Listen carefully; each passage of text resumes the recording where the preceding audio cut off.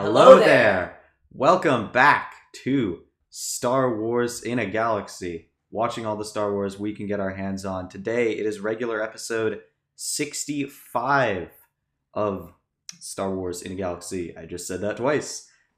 Today we are watching and talking about Secret Weapons, A Sunny Day in the Void, Missing in Action, and Point of No Return for our Clone Wars rewatch. I'm Jacob. I'm Eli. And as always, let's get into it. Let's get into this. In Secret Weapons, we are introduced to Colonel Meebur Gascon. He is tiny, but he has a big ego. We are also introduced to the hilarious and very awkward WAC 47. Now, these guys, along with some droids, they are assembled by Mace Windu to achieve a decryption chip from a separatist ship.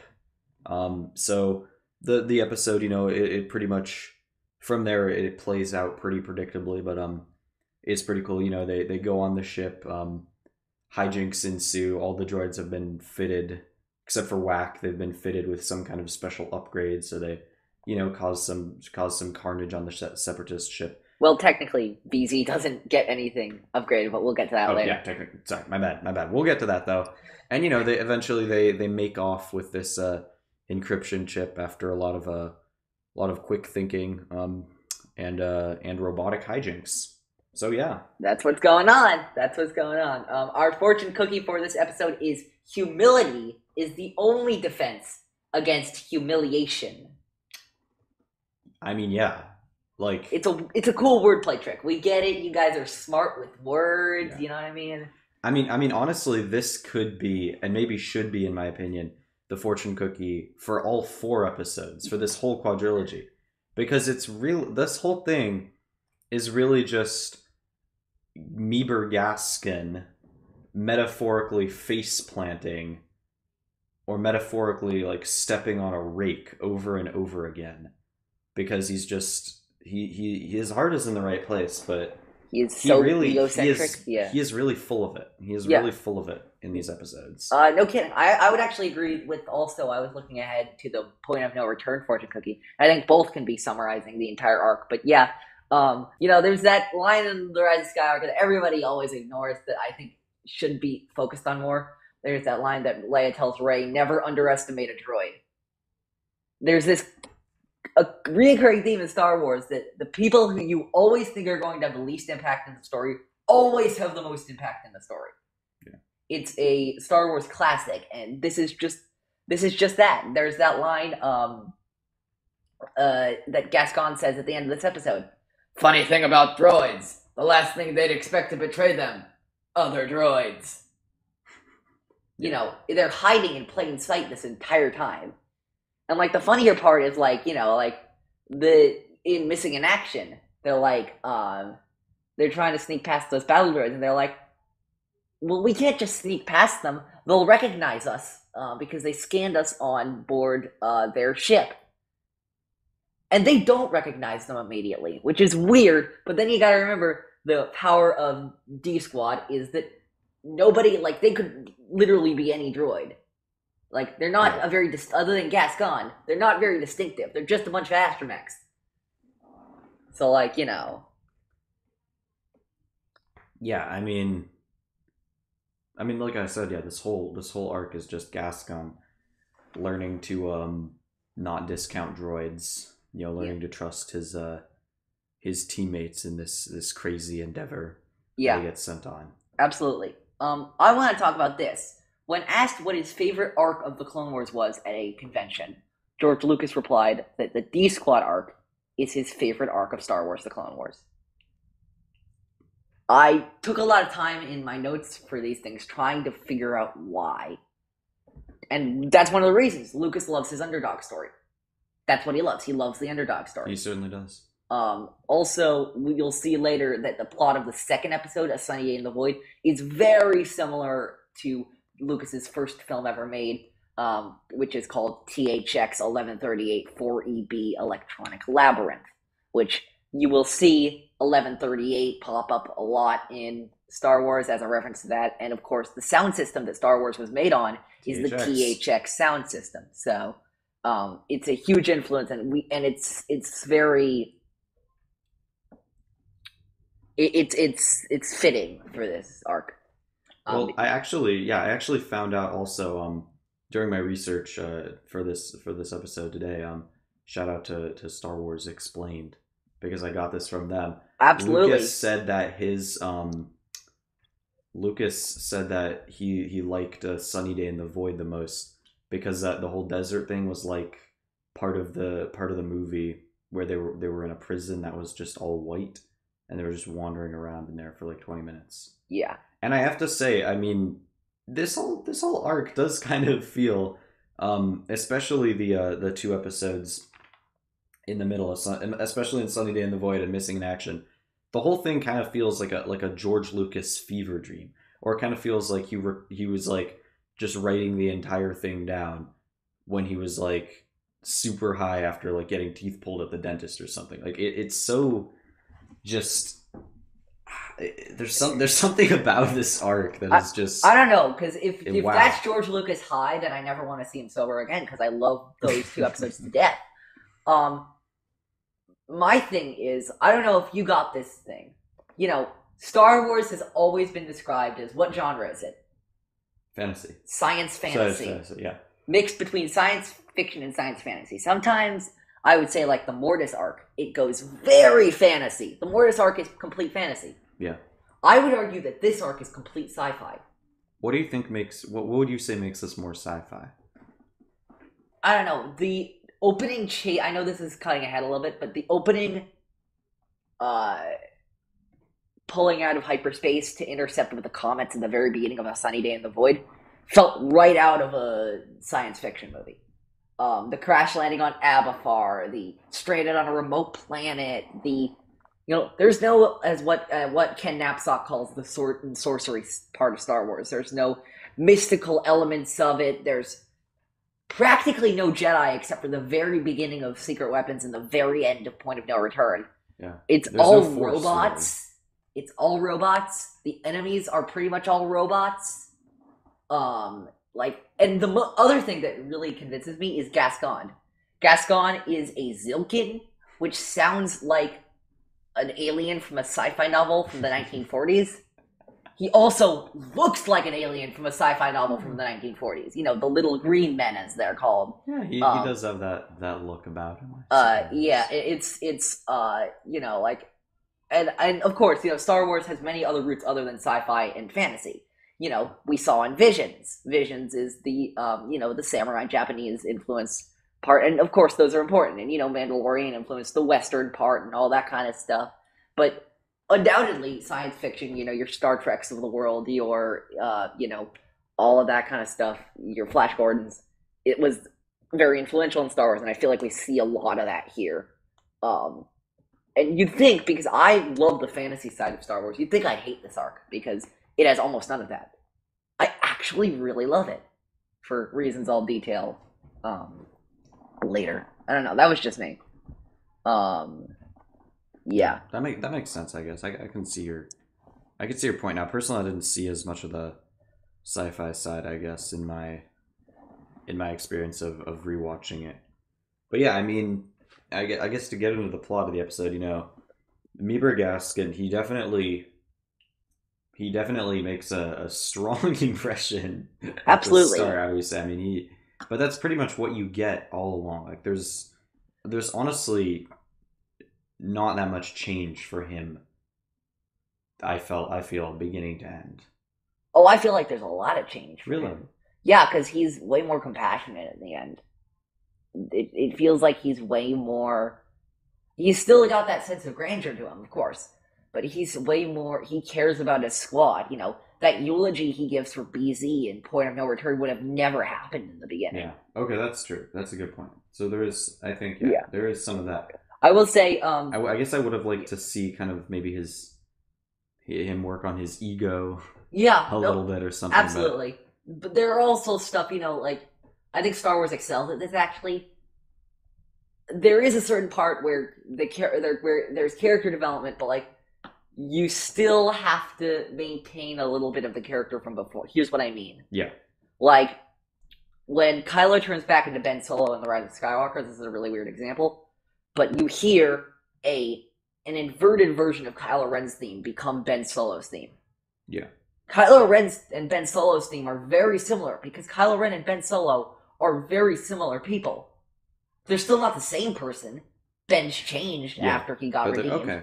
But, like, there's still a bit of Kylo in him, because, you know, you can't deny the truth that is your past.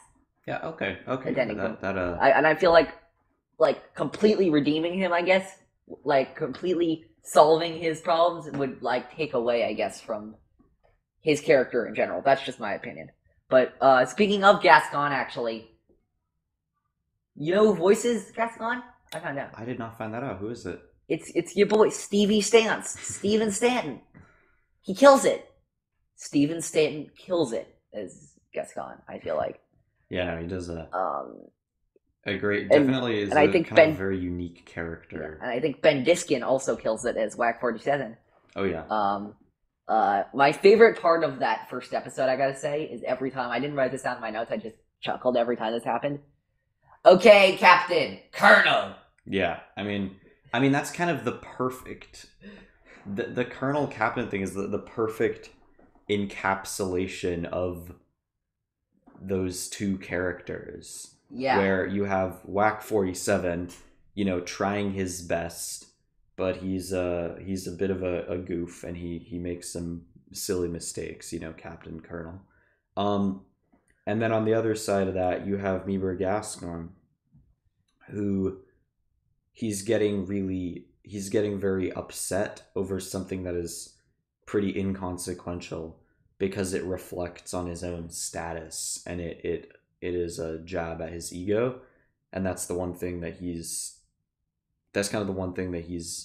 motivated the most by, I would say, in this arc. You know, he's constantly saying, like, if we pull this off, we'll be heroes. Like, I have to get back in time for my promotion to Brigadier General. Like, it's all about, for him, it's all about his image, and it's all about keeping up with his image. 100%. And remember, there's that line. I love this line, and I was gonna break this down later.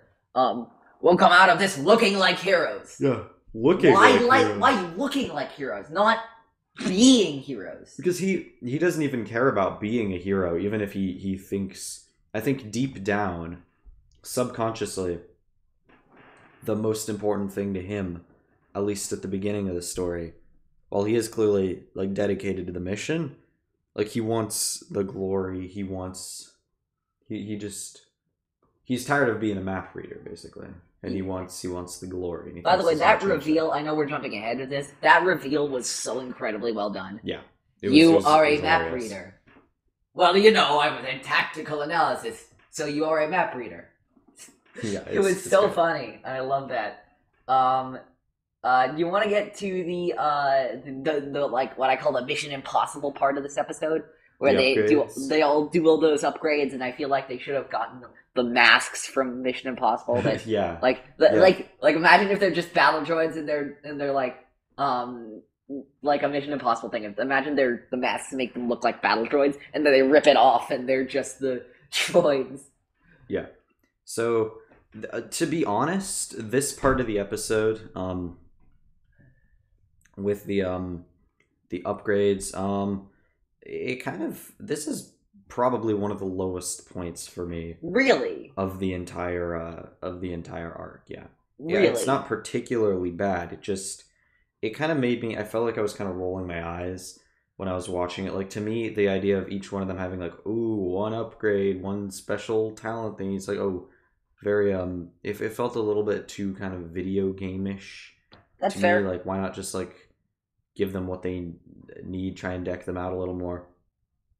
Also, the doctor dude, Dr. Goobacher, I just thought that was a little bit overblown. He was a little overblown, a little more than necessary. Like, yeah, we get it. Like, you're sadistic and you like to like do torture surgery on droids and whatever. Like, just cool it with the voice, man. Like, you're not O.C. Sobek. You're not You're Nouveau Vindy. You're not that guy, pal. You're not Nouveau not that Vindy. guy. You're not you're not the guy who says yes 20 times in a row. Yes. Yeah, no, it kind of reminded me of Nouveau Vindy in like it felt super kind of. It just felt a little bit too. I don't agree with you, but I see where you're coming from. But I feel like for me, I'd probably say it felt more out of place than Nouveau Vindy. Also, because Nouveau Vindy was like a main character in that episode. This guy's just in here for 5 minutes, and he's like, hey, they've decided to have the voice actor completely ham it up, which I don't quite understand. Yeah. Now you got OC Sobek stuck in my head. I hope you enjoyed your reunion with your fellow Jedi. Yeah. Oh my god, there's so many goofy, but I do love that moment where they where they take out BZ's memory banks.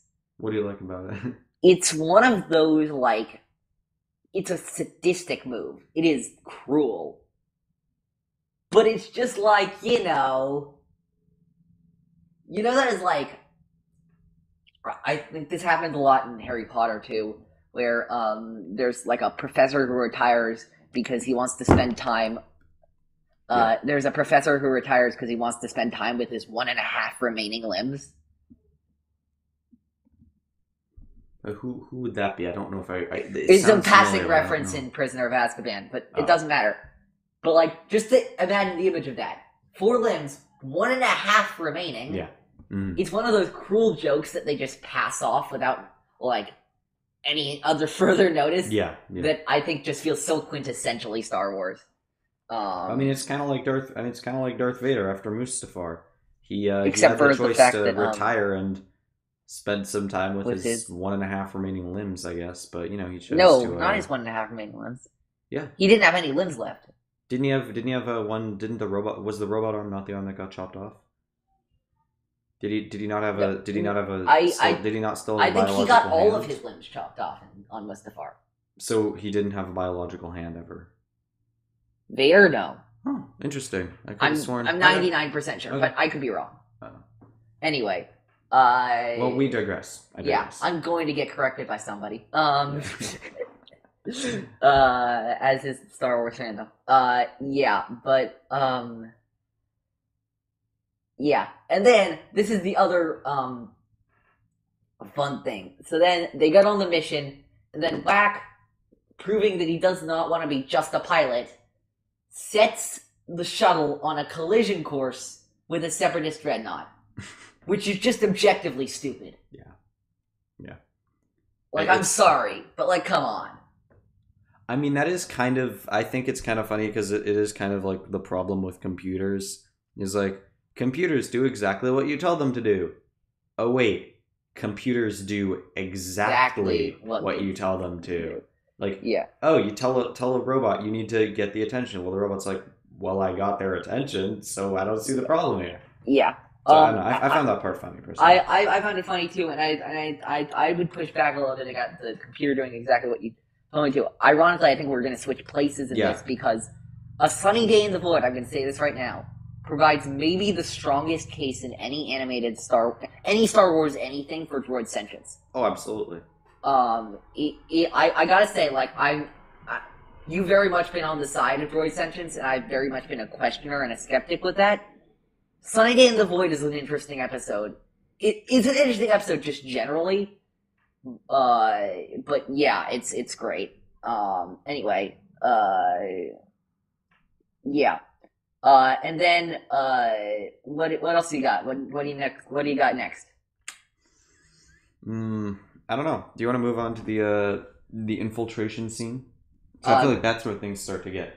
Go right ahead. I guess it's not just one scene, but the whole sequence of them infiltrating. You know, I think this is one of the.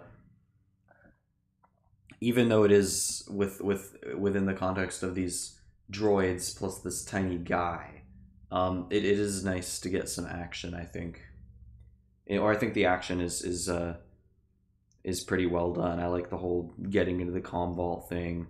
You know, Whack starting to step up and kind of like not just be a total goofball, even though Gascon clearly thinks he is. But I think this whole sequence, you know, where his which droid is his command center?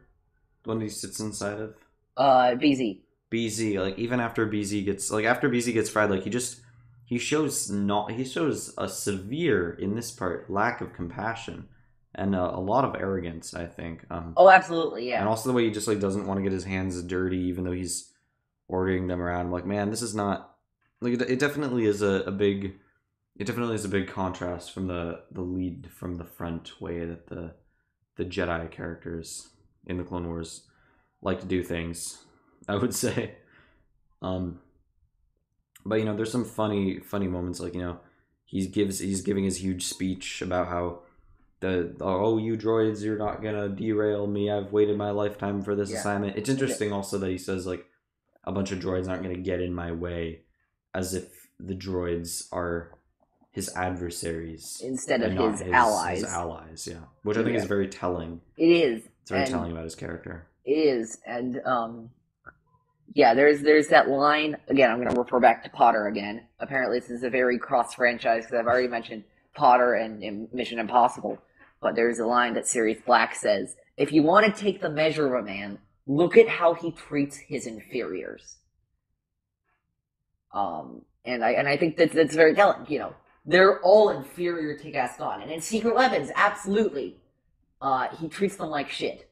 Yeah. And I would argue also in Sunny Day in the Void, he treats them like shit. But look what happens at the very end of Sunny Day in the Void. He promotes Whack to Corporal. And then in Missing in Action, they're a unified front. And then in Point of No Return, they're also a unified front. I mean, obviously, you do start to see him kind of develop in that regard, for sure. Yeah. For sure. Anyway. So they infiltrate the C deck, of course. I do want to point out that Whack distracts the battle droids by humming the Cantina theme. That is pretty fun. And I want to know where he knew that, especially because of a reference that he made to R2 in Missing in Action, which we'll get to later, which I actually kind of called in my notes. Maybe he was a pit droid in the Phantom Menace.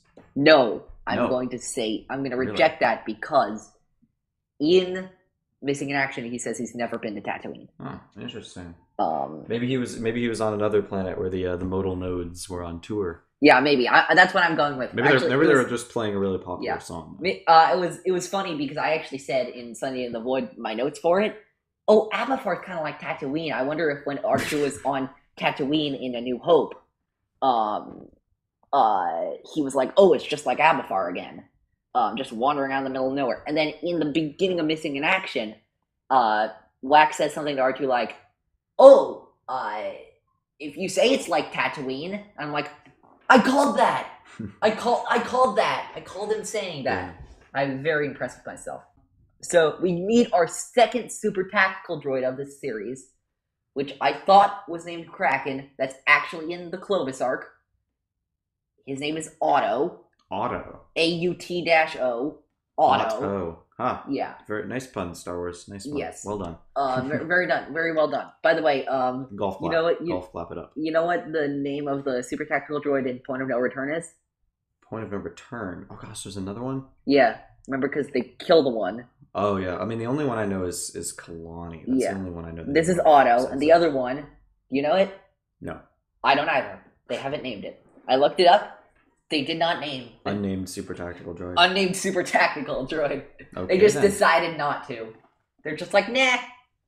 I'm like, come on, Star Wars. Name your freaking characters. You do it 98% of the time anyway. I mean, what else is there to say about this part of the episode? It's really cool. The zero gravity is awesome. Absolutely. R2-D2 is awesome. It's absolutely savage the way when the gravity comes back on, he just cuts off his head. He just lets himself fall, and then while falling, he just completely crushes the super. He cuts off his head. Yeah, I mean, like that's savage, man.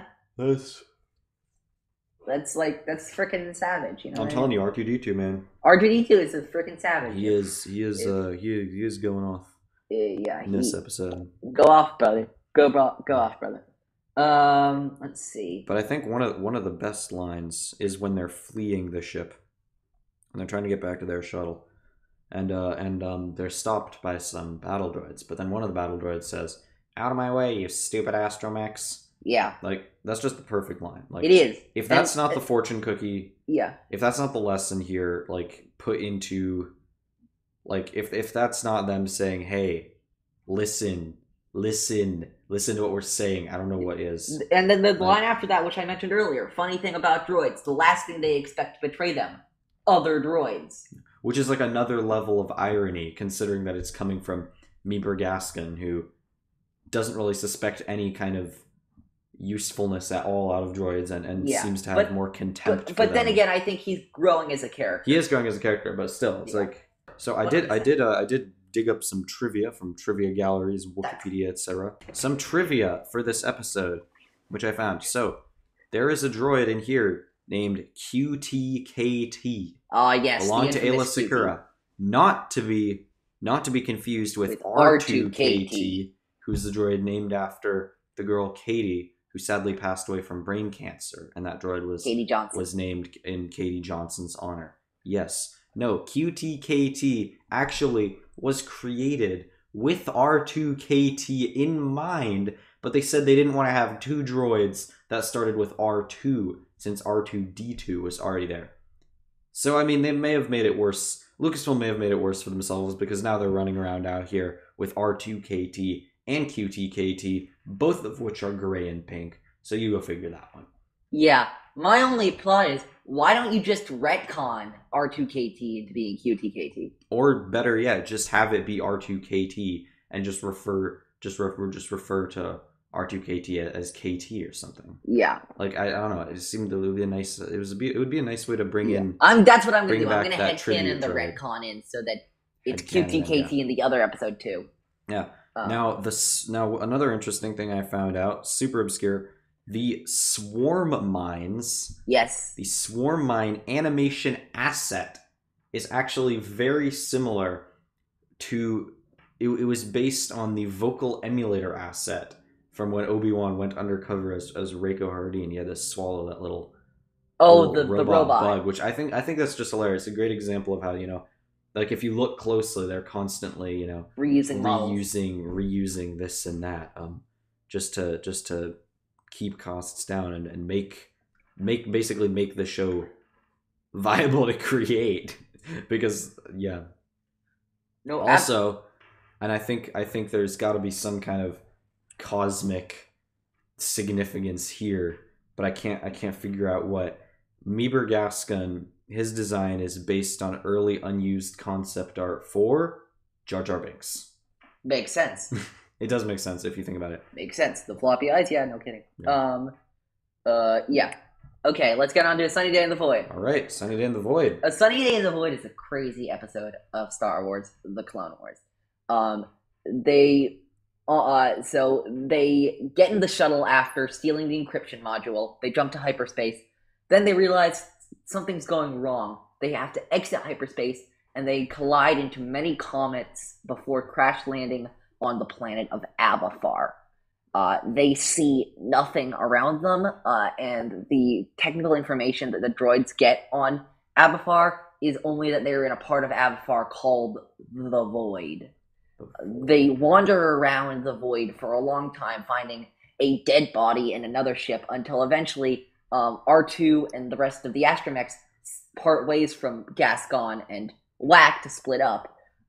Gascon and Whack have a bunch of philosophical conversations about sentience and death and many other philosophical things, until eventually they find a flock of running birds, and they hop on the running birds and they take them to the nearest city, where they catch up with R2 and the other mechs, and the other astromechs.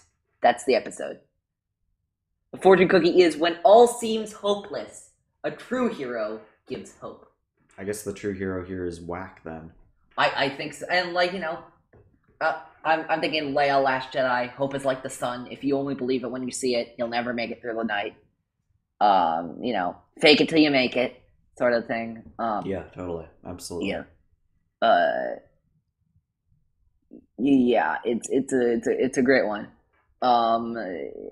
You want to start us off when they get intercepted by the comets. I mean, for me, I think the comet scene. I had to pause and take some screenshots because I thought of first off, I'm a sucker for the big, kind of wide sweeping panoramas of the animated shows, specifically Rebels and Clone Wars. So I thought this was just visually one of the most spectacular and stunning moments. That one shot when they come out of hyperspace and boom, they're just surrounded by the giant ice comets. I think it's a cool scene. Definitely a little bit. I don't know what's right. Maybe it feels just a tad far fetched. Oh, The guess. tethering, but it's a really cool thing. Seeing the droids kind of put themselves in danger, maybe go against their programming a little bit in order to help one another, which I think, going back to your point, probably adds to the case for droid sentience. Yeah. I love the scene. I love that it's natural occurrences that might because if you think about it, the Star Wars galaxy is a dangerous place, but one of the biggest dangers that I'm convinced of in the Star Wars galaxy is space travel, and they don't often talk about that because you're trying not to get killed by the Sith or bounty hunters or crime lords or anything of that. But just traveling through space, there's that line that Han says to Luke in New Hope. You could get too close to a star, bounce off a supernova, and then that'll end your trip real quick. Yeah. But when do we actually see that? Almost never. Maybe, okay, I'll give you the asteroid field in Empire. But, that's it. And I love that, they just went on a dangerous mission in the Separatists, against the Separatists, and then the one thing that might destroy their mission is comets. Yeah. It's so weird, and yet it's so cool. Yeah. Absolutely. You want to get on to Abafar? Sorry, all the stuff I have for this episode is on Abafar. Yeah, I didn't really have. There's not really a lot I feel like to really dig into. So yeah, onto Abafar we go. I think on Abafar, I think this is really where Gascon just gets absolutely humiliated. The void sequence of this episode, all the time they spend in the void, may be my favorite part of this entire arc. Really? Yeah. It is so interesting and weird and out there, and I love it so much. All right, let's get into it. What do you want to focus on first? So, first of all, I gotta say, and I'm not that visual artistically fluent myself, but this episode is beautiful. Abafar is beautiful. The way they play with the scale, this feels like, I don't know if this is like this for you, this feels like for me the biggest and the smallest episode of the Clone Wars. You get the vastness of this planet, but then there are these small droids just wandering around. You get this peculiar white rocky ground, but then this weird orange sky. They make for some of the most beautiful shots, I think, in the show. Oh, absolutely. I mean, I think it's super cool because in a way I think the fact that they're in the void. Pardon me.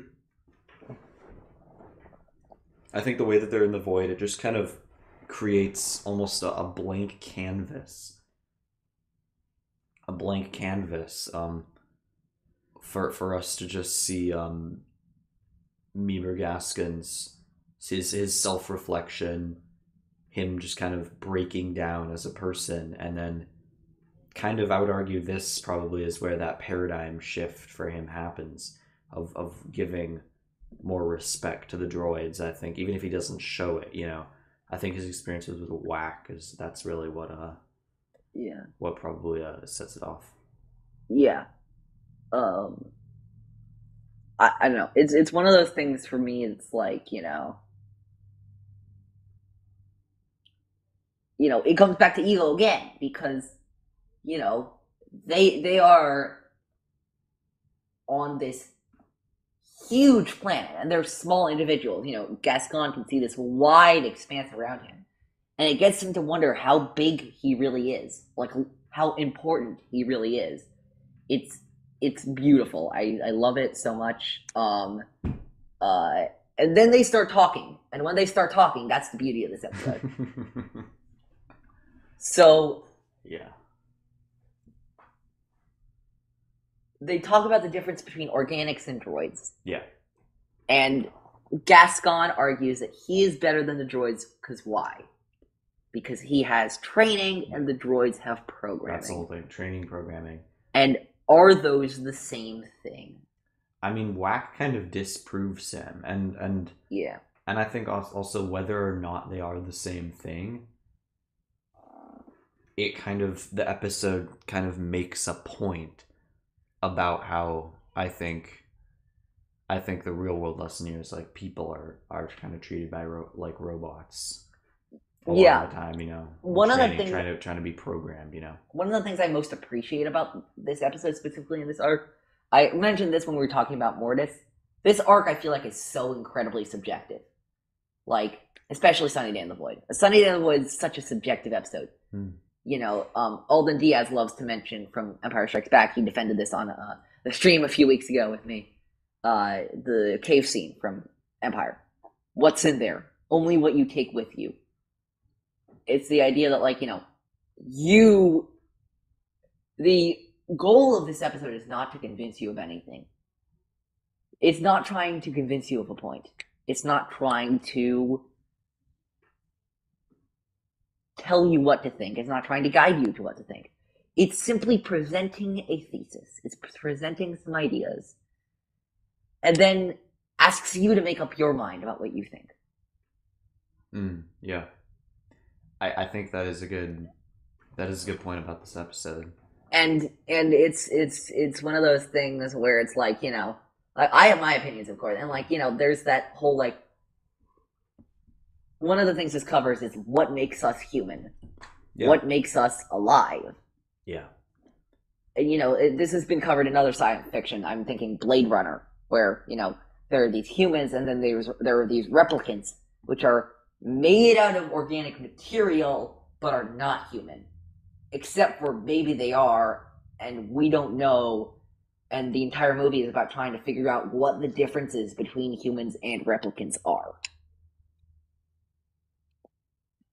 Yeah, I mean, yeah, it definitely kind of, I think, leaves it up for interpretation, you know. You can take away what you want to take away, but also, like the moment of Meebur kind of fighting or arguing about programming versus versus training, you know, there are a lot of wink wink nudge nudge moments that the show kind of gives me when I was watching it. Absolutely. And then there's that line later when Wax says to Gascon, I was thinking, and he says back, I don't want you to think. Thinking is my job. Yeah. Which is weird. That's the ultimate arrogance. No, which is weird because he just said that droids are programs, and one of the ramifications that he said was that droids cannot think outside their programs. And yet, he just told the droid not to think outside his program, which means that somehow he does believe they can do that despite stating otherwise, because he's starting to come around to the truth. Yeah. By the way, I'm pretty sure this is you know Beauty and the Beast that well? Not really. LeFou, I'm afraid I've been thinking. A dangerous pastime, I know. It's like very similar to this. Anyway, that's just what I thought. But yeah, it's a weird one. And it's like, I was gonna bring this up to you. So you've always been a big supporter of droid sentience. I have. Battle Droid Society. Yeah. And just droids in general. Yeah, I think it's... And... I just think it's really interesting in Star Wars how they've kind of... They're made to be people, but also not. Because of the programming. Obviously, they all say, like, oh no, this goes against my programming. But it never really seems to be that binding. So the Yeah, programming, it seems more like guidelines than anything else, which I think is interesting. yeah. Like this is definitely like the strongest evidence because Lack can and does, and R2 can and does think for themselves. I mean, R2 straight up runs off with that encryption module, Yeah. and he and the other droids are gone.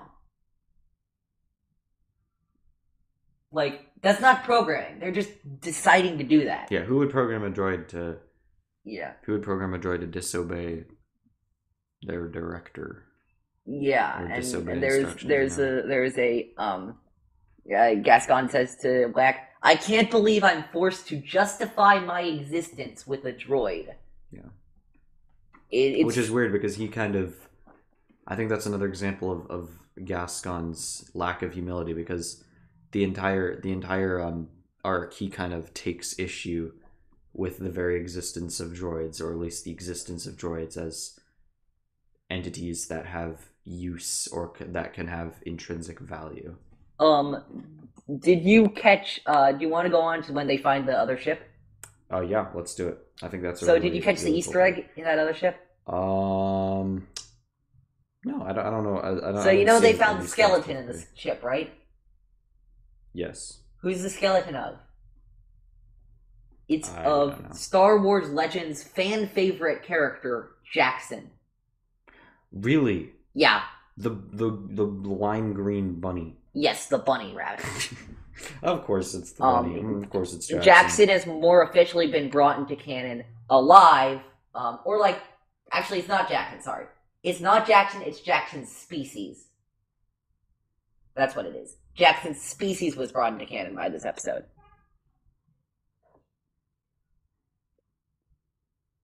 Yeah, that's a pretty cool. Jaxxon himself is actually alive in the original trilogy era, and he was brought in by Star Wars author extraordinaire and Jaxxon superfan Cavan Scott.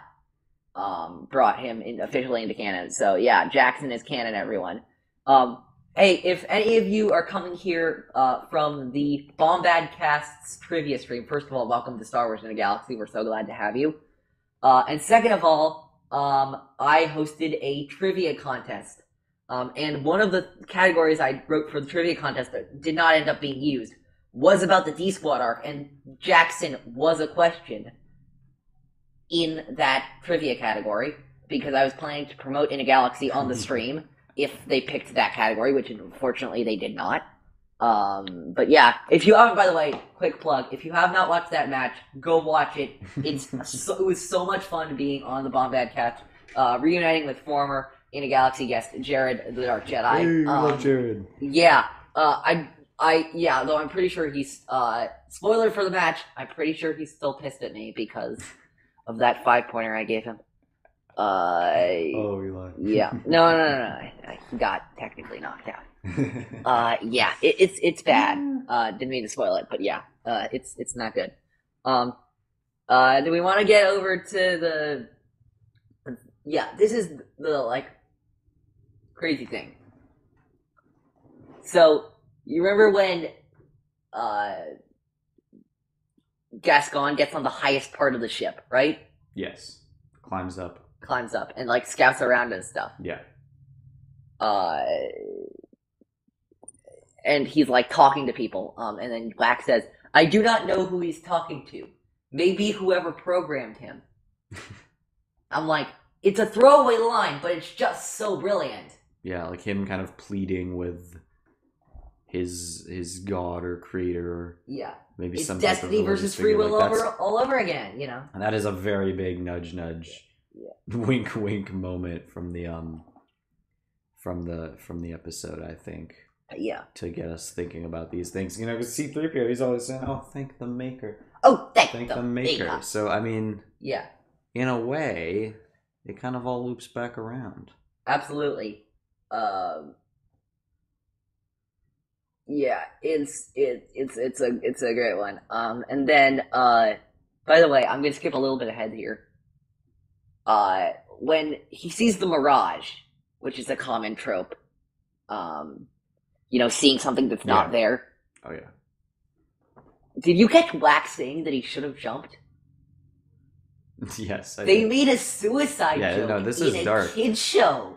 This gets kids show. I think kids show has to be in Kid's show! heavily quotation marks. I mean, like, what the hell? At this I point. literally, like, and I love this episode, but, like, I gasped out loud. I'm like, Cartoon Network! I mean, what the hell, man?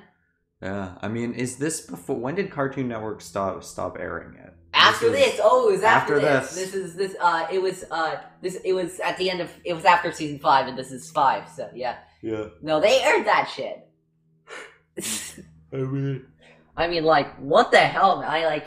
Of course we've seen dismemberment and, brain worms and all that kind of stuff, but this is this, never mind, I should have never have spoken. Remember in, what is it? It's the Mandalore plot. Yeah. There's a suicide in the Mandalore plot, isn't there? Yeah, there are. No, there is. Yeah. Yeah, but I mean, it Seriously though, it's a kid show. yeah, they definitely go there.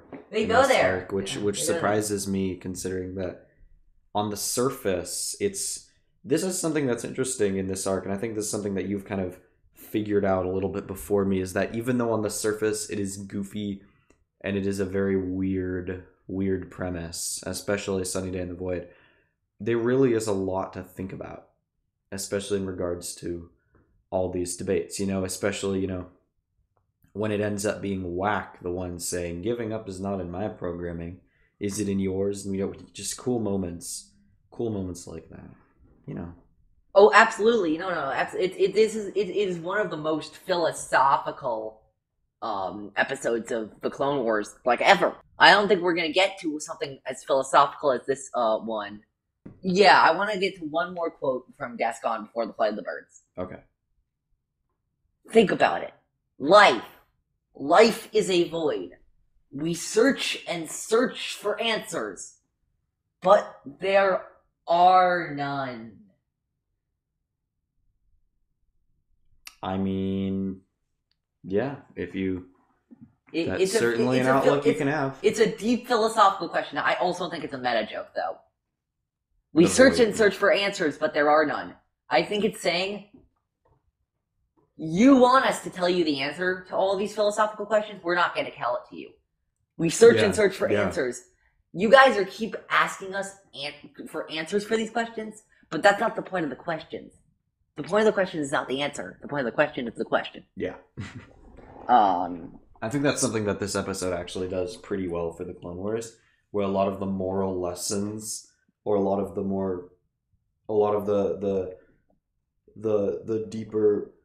deeper themes that you can kind of extract, whether they're meant to be there or whether you're just kind of freewheeling, interpreting, trying to find something. I think this does a good job of surprisingly being less cut and dry than your average Clone Wars episode, I think. Yeah, absolutely. You want to get to the Flight of the Birds? Let's get to Flight of the Birds. Thought it's a pretty cool scene. I like that. It's a crazy scene. It comes out of absolutely nowhere. It's what I love about it is it comes at the exact right time. They've said everything they want to say philosophically, and they're done. Yeah. So they just move on. One of my favorite things is, what does Gascon say in his, like, sort of Ben Franklin key in a kite moment with this? You're gonna have to The say birds it. act on what? They act on instinct. It's not about training, it's not about programming, it's about instinct. Yeah. Which sounds a little bit like, to me, you know what it sounds like to me? Mm-hmm. What else do we know that you have to be in tune with your instincts for? The Force. That's right, the Force.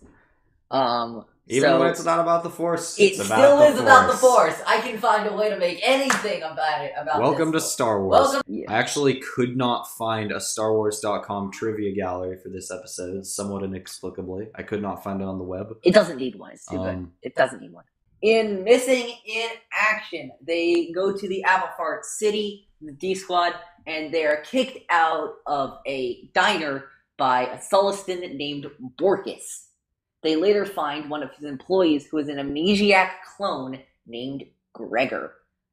They find Gregor and they remind him of his past, in which he was a clone commando who disappeared at the Battle of Serish, and they eventually find that the Separatists are invading Abafar to mine Rhydonium.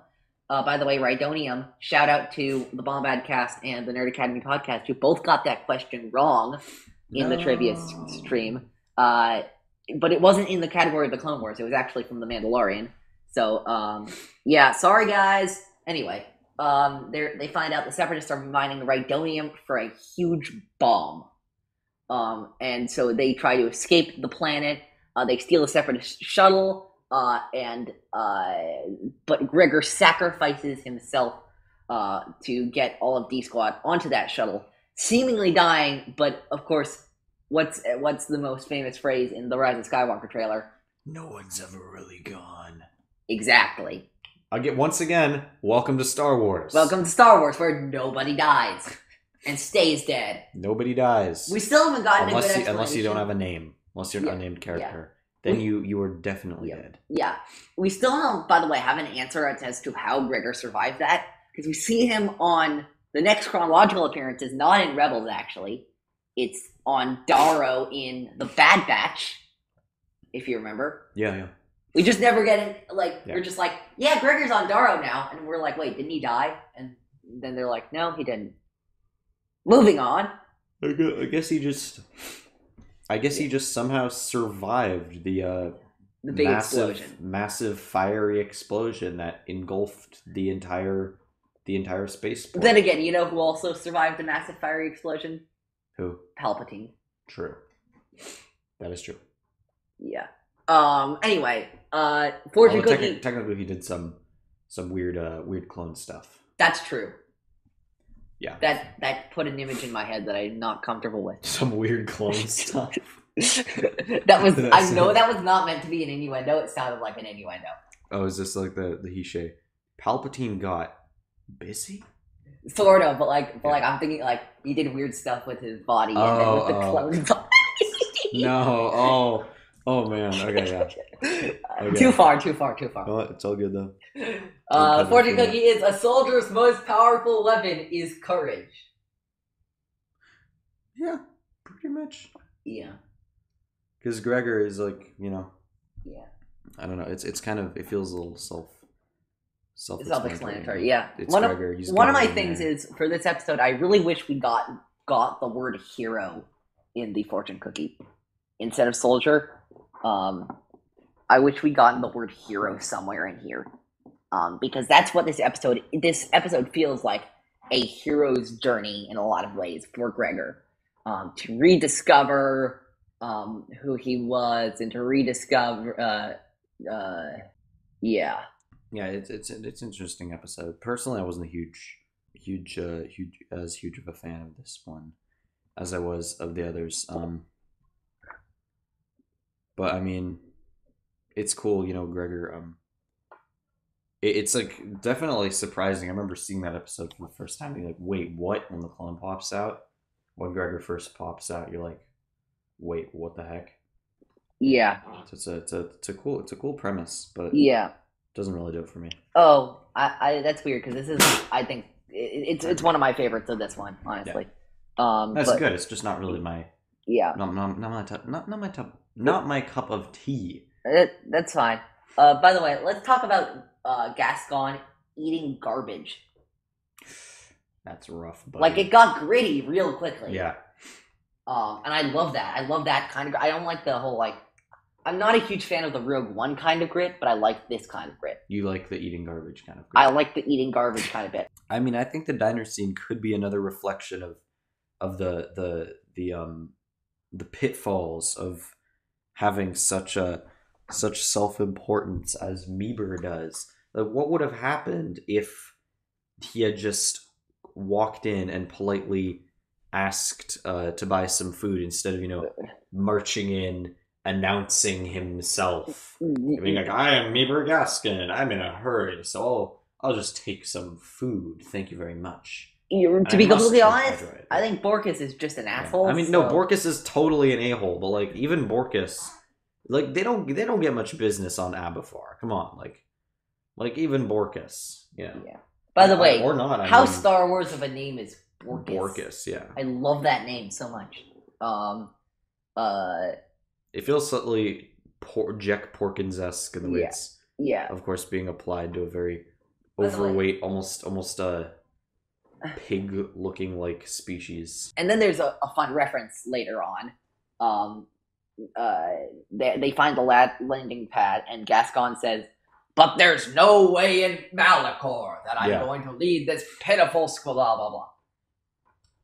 So that is the first canon mention of the planet Malachor, which substitutes the word hell in the phrase "there's no way in hell that blank." We know in canon and legends Malachor was turned into this hellish planet after the use of a super weapon in a large battle. In legends, this was in a battle between the Jedi and the Mandalorians. In canon, it was in a battle between the Jedi and the Sith. We don't know much about the canon. We don't know much about the canon scenario, but we do know about legends. Malachor 5 is first seen in the Star Wars video game Knights of the Old Republic 2. The ancient and renowned Jedi known as Revan used a super weapon called the Mass Shadow Generator to completely wipe out as many Jedi and Mandalorians who were fighting on the planet of Malachor 5, thus ending the Mandalorian Wars. By the way, fun coincidence, Revan in the KOTOR 1, which was his main game, what was his main problem? He got stricken with amnesia. Oh, yes. Oh, you mean right at the beginning. Yeah, and Gregor was struck with amnesia. Interesting reference, I think. Gregor is Revan confirmed. This is not a scam. This is not a scam. This is not a scam. This is not a scam. By the way, hot take. Should I say it? I think I'm going to say it. Think you should say it? I'm going to say it. Gregor's a better character than Revan. I knew you were going to say it. I mean, there's a lot of people you think are better characters than Revan. Yes, I do. To be fair, I know you're like a big... Not a Revan... You're a Revan... You're a Revan skeptic. I'm a Revan skeptic. I'm definitely a Revan skeptic. Yeah. By the way, this is a fun one. When Gascon is describing what clone troopers are to Gregor, did you catch the clone theme from the Kevin Kiner clone theme playing in the background? I did not, actually. Oh, yeah. It was playing softly in the background. I'm like, you son of a bitch. Now that we've just been watching the Clone Wars, like, more definitely more weekends than not, I've been watching the Clone Wars now for probably, I think, over a year at this point. That is, that little motif, that dun dun dun dun dun dun dun, and then some drums or whatever, like, that has just been drilled into my skull. Yeah. At this point, because that goes back to the very beginning of the Clone Wars. Yeah. But it was used really great here. Yeah. Also, I gotta say, when Gregor says the word clankers for the first time in the episode, that was a magical moment. Yeah. Him remembering his old self is so magical to see. It's very eerie, though. It's very eerie, I think, in a way, slowly remembers, just kind of peeling back the layers, because I think in a way it's also it's kind of sad, you know, because he's realizing, wait, I'm coming from this basically a lineage that was created to fight and to kill and to die and little else besides that. Yeah, absolutely. But yeah, no, it's a cool, really cool moment. The weird thing about this episode is I'm doing a Rebels rewatch myself right now. I recently watched the episode, The Lost Commanders. Ooh. Where we met Gregor for the first time after the Clone Wars. How timely. How timely. Yeah, so right after watching that, I then watched Missing in Action. And I get to see Gregor in two very different parts of his life, but yet he's searching for a purpose both times. And then it reminds me of when he, spoiler, died in season 4 of Rebels. And when he was saying it's an honor to fight for something like that I chose to fight for. Yeah. and it's this Yeah. nice little resolution of his arc Mm. across the series. Um, yeah. No, I remember I tweeted this a few weeks ago. I know Jacob's been saying this to me all along, and I know McDowell's been saying this, and I know Devormondo's been saying this. I know Laura and Allison Forstost have been saying this, and I know, Alex and Molly Damon have been saying this. I know so many people have been saying this. I get it. Okay, guys, you can be quiet. You can stop getting me to try and say it. Rebels is really good. I never thought otherwise. I'm just not as into it as some people are. Yeah. Yeah. Do we want to get up to point of no return? Let's do it, yeah. I mean, obviously, Gregor, at the time, RIP to a real one. RIP to a real one. We haven't Yeah. released that episode yet, but RIP to a real one. But I mean, look, one thing I should. I referenced that with Devore on the stream. Yeah. I just tweeted about it today. We've been foreshadowing that sucker. That's gonna be out next week. I can say that now. Yeah. So, yeah. One line. This really hit me this time. Gregor said, "I'll make my way home." He wasn't lying. He wasn't lying when he said he'd make his way home. Once you can take into account everything that happens in Bad Batch and Rebels, that just hit me. That just hit me this time. And I think honestly the fact that he did end up making that come true, at least finding his way home in terms of coming back to some of his Republic comrades, that honestly makes it hit harder. Similar to Kanan when he says we'll see each other again, I promise. To me, that line, just like this Gregor line, they both gain so much more weight and meaning once it's actually fulfilled against all odds. Yeah, absolutely. Yeah. One piece of trivia for this. The Battle of Sarish, which of course is the battle where Gregor went missing, got amnesia, whatever it was first depicted in the 2006 EU comic Routine Valor, which is actually the Star Wars title for Free Comic Book Day in 2006. That's very cool. Which makes it pretty special. Now, I did not realize that Free Comic Book Day existed. Personally, I don't think that's a very good business model, but I don't know much about it, so... Publicity is... Yeah. I mean, publicity, obviously. Yeah. So, yeah, you want to get on to... Point of No Return? Yeah. Let's get on to Point of No Return. Do the summary for us. So, in the Point of No Return, D-Squad has been successful. Gascon and his merry band of droids have successfully taken the encryption chip. However, there is trouble afoot when they realize that the Republic cruiser, which they were supposed to board and take back, is actually being held hostage, or rather has been hijacked by battle droids that are planning to fill it up with Rhydonium, or rather it is filled up with Rhydonium, and they're planning to fly it smack dab into the middle of a Republic strategy conference and take out as many Jedi and as many Republic ships and as many clones and as many high-ranking Republic officials and officers as they can at once. Of course, D-Squad, they have to stop this, and they are successful. Or they are semi-successful in stopping this plot, I would say. Yeah, absolutely. The fortune cookie is you must trust in others or success is impossible. Now, I think this is an interesting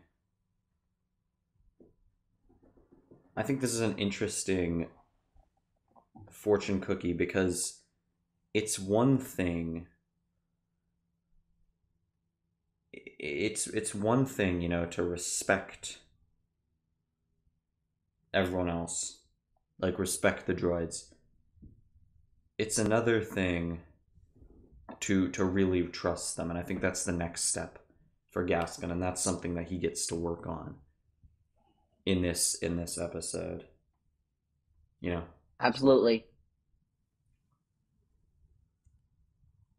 I mean, what do you think about it? I definitely do. I agree with that. They have to put aside Gascon and Black have to put aside their personal egos and their self importance for the good of completing the mission. It's one of those things that summarizes the entire arc. You know what I mean? Yeah. Okay. By the way, did you notice the wordplay in the narration again? I'm not sure that I did. Our heroes finally appear to be headed in the right direction. Oh. Appear to be headed in the right direction. That's our first clue that something's not up. Whack has a bad feeling about this, which is our second clue. Droid society, droid sentience. Come on, he has a feeling. Bad feeling about this. Yeah, there's a bad feeling. Yeah. Let's talk about this trap. This is crazy. This to me, this is my favorite episode of the bunch, just because of how really? cool. This is my least favorite episode of the bunch. I just love the intrigue, and like as I've said many times before, these episodes where you peel back the layers of the mystery. Peel back the layers one by one. I really like that. It's just so chilling the first moment when he puts the chip down. It just goes bloop through the hand of the hologram. Hey everybody, I'm going to have the Peel Back the Layers shirt up on the In a Galaxy website by the end of the day. Peel back the layers. That's like my new. Those are my things that I can't ever seem to stop talking about. The Fall of the Jedi and peeling back the layers. Yes. No kidding. Nah. And then I get flack for stuff like random shit. Ochi, yeah. I was gonna say. Ochi. My boy. My baby. I mean, look, you go back. You and Ochi go way back. Yeah. I think I've been the main perpetrator of the Wazelle thing. Yes, this definitely it's definitely something that you've been pushing. Yeah. Although actually my 5-year-old cousin asked me the other day if I knew who Zam Wessel was. So he is being raised right because he didn't say damn straight, Wazell. man. Damn straight. More get wrecked. The youth are on our side. The youths are on our side. The old ones are on our side. The young and old. Young and old, everyone. Everyone's on our side. Every Everyone gender, knows every race, except for you, Devore. And you know who you are, except for because I just told you. Oh, and Lauren Romo, by the way. Lauren sided with him. Awkward. Okay. Yeah. So it's like two versus. It's like two versus the world. Two versus. We can just assume every person. In the world. I don't even think. I keep meaning to. I think Meg said Wessel too, which is funny in and of itself. Yeah. So, point of no return. Where do we jump in? Yeah. With this episode, I don't have a ton to say about it other than that I really liked it. I love this episode. Turning the entire Republic Star Destroyer into a bomb and displaying a hologram of fake clone troopers is really ingenious. It's very elaborate. It's great. I'm like, really? This is what they're actually doing? And if you look, here's the thing. If you know where the Republic Strategy Conference is, why not just drop a bunch of separatist warships out of hyperspace and go ham before they know what hit them? Good point. I think they want a more subtle approach. Yeah. My question is, how the hell did the Republic manage to let the site of their key military conference leak to the separatists? They were really caught with their pants down. Oh wait, I just realized how that probably happened. Palpatine. No, because gave it away. He sold. Because that would make sense. Because Anakin was there, and he wouldn't want Anakin to. Yeah, the Republic just sucks. No, you think the Republic just sucks? I think the Republic just sucks at their jobs. You think Palpatine? I don't think Palpatine. I could see Palpatine just being like, "Yeah, it's Anakin. Of course he'll survive." I don't know. That's a pretty big risk for somebody like Palpatine to take.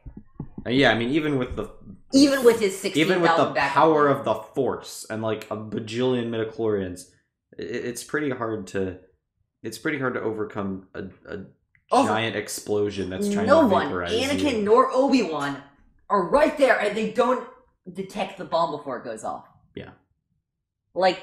You think Jedi of their stature and power would be able to detect something like that, but they don't. So who knows? By the way, logistical question for you. Okay. Where the hell did the Separatists get all that Rhydonium from? That's a lot of Rhydonium. Guess they're mining it. Were they just...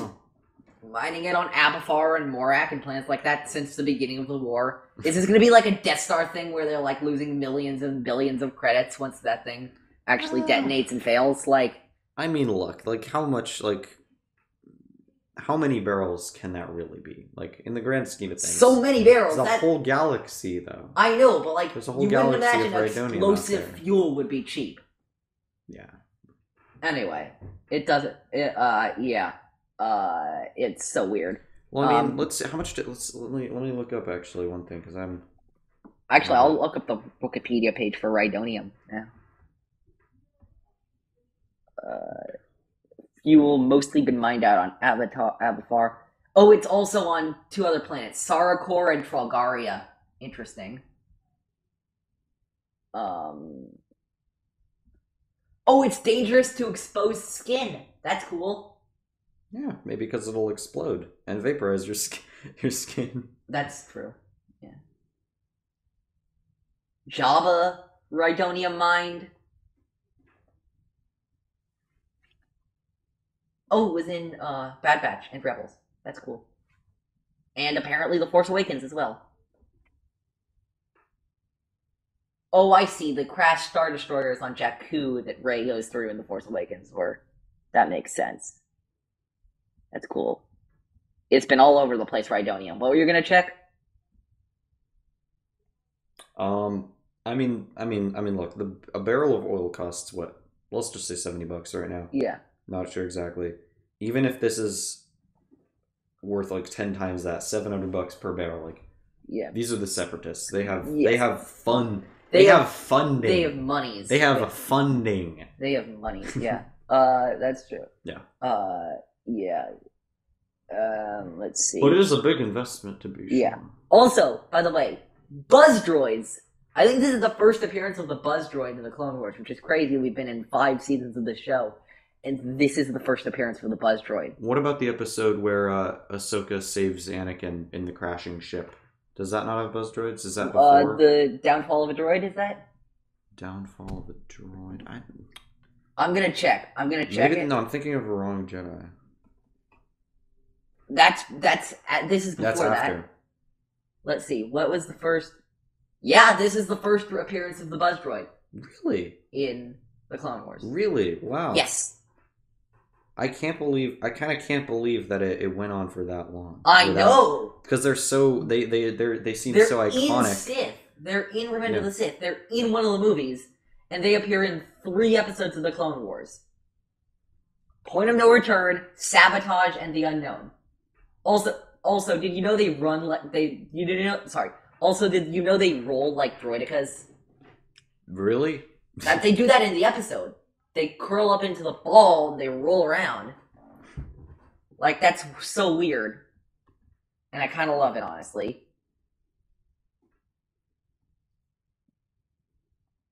Yeah. I mean, I kind of... Yeah, it's interesting. They do... I don't know. I guess the Separatists are just into rolling. Yeah, absolutely. I personally think the whole explosion thing was a little anticlimactic. Oh, how so? I don't know. I just thought the whole climax of the arc was a bit anticlimactic, to be completely honest. I think there might have been a bit more build up, and I just didn't like this episode that as much as the other 3. But speaking of how much I like this episode and how much you like this episode, let's do our rankings, shall we? Let's do our rankings. Absolutely. Let me get my papers back so I can...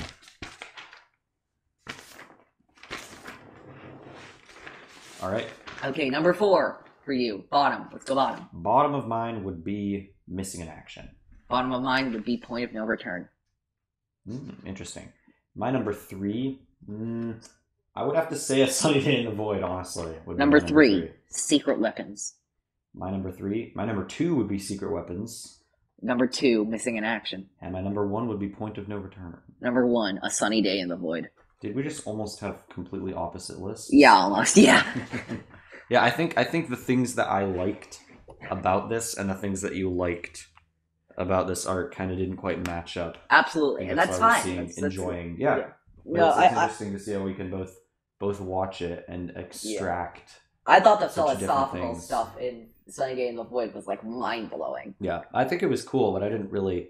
I'm gonna be honest. I didn't really pick up on a lot of it until this conversation. Yeah. So thank you for that. No, I understand. No problem. And I understand why you like Point of No Return. Point of No Return seems like an episode you'd like, honestly.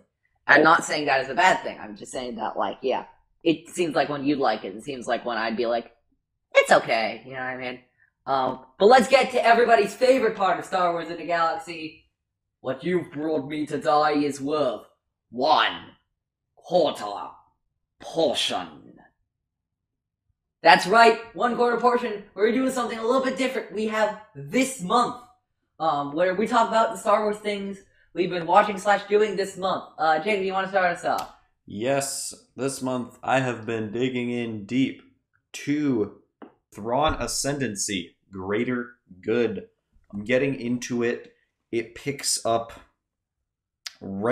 pretty much right where Chaos Rising leaves off, which I think immediately from the jump makes it a much more enjoyable read. Just jumping into it, a lot less of that big kind of exposition pickup time where you have to really, figure out how it's all working and how the plot is kind of fitting together, how the characters are working. So I've had a lot of fun with it. It definitely, you get to see a really different side of Thrawn, where he really is not at all a villain or even an anti-hero in this. Like, he really is one of the good guys, which is very different from parts of the Thrawn trilogy, the canon Thrawn trilogy, and very, very different from what we see in Rebels. And it's totally its own thing as well from the original EU Thrawn trilogy. So yeah, it's a lot of fun. I'm digging it. Absolutely. I've read now more. I finally got into it. I finally read a bit of Light of the Jedi, of the first novel of the High Republic, and I like it. I like it a lot. There's the High Republic has, like Rebels, a lot gained its own sort of fandom, and I'm not sure if I'm exactly like part of that yet or something like that. I don't hate it at all. I do love the High Republic. There's a lot of stuff to like in there. I love mostly the Jedi. Your Loden Greatstorms, your Bel Zetafars, your Avar Chris's, your Elzar Mans. They all shine. They're cool. I like them. I know it's about to go downhill for everybody, and I'm not ready to see that. So I hope I keep on that. Do we got anything else for this episode? That's about it for me. I think that just about does it. Absolutely. Okay. Let's see. In the meantime, that's going to be it for this episode of Star Wars and Galaxy. Thank you for listening so much. Next week, we are going to be looking into the Maul arc.